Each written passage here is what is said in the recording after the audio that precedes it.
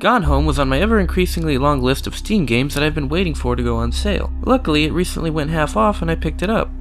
I actually wasn't sure if I would review this one because its heavily narrative-focused nature makes it hard to talk about without spoiling the plot, thus hindering its biggest strength. I'm going to try to give as good as an overlook as I can without being too specific as to not spoil the story.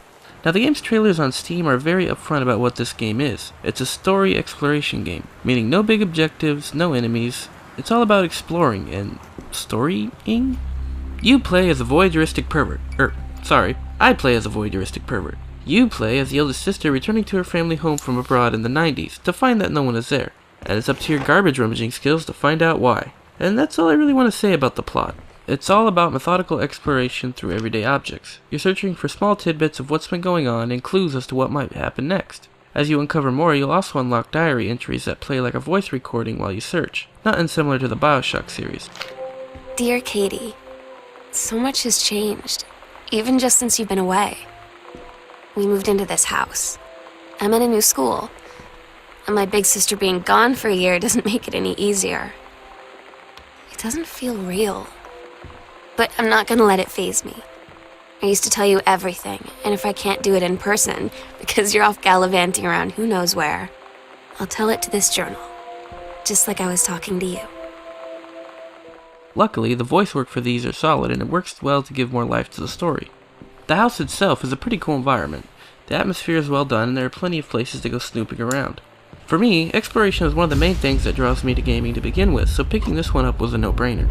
But to those of you who can't stand the idea of spelunking through an old house to find notes and letters that indirectly tell a story, this is not going to be all that engaging.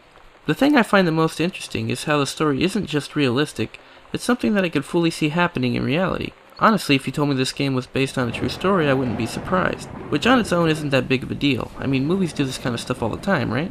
But in the context of the gaming industry, it's a little different. I tried to think of any game in my collection that I could say the same thing about, and I couldn't think of one. And I still can't. There are plenty of games that are quote-unquote realistic, as in involving real places or situations that technically could happen, but nothing like this, where I finished playing and thought, something like this has probably happened to someone out there before.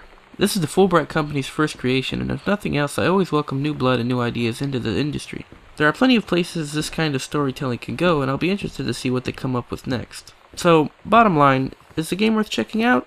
Definitely. Is it worth the full price of $20? Nah, it's on Steam. Just wait for a sale. Sam. Sam. Hello. Sam.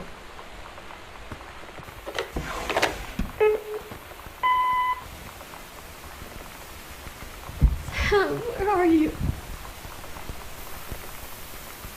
Really?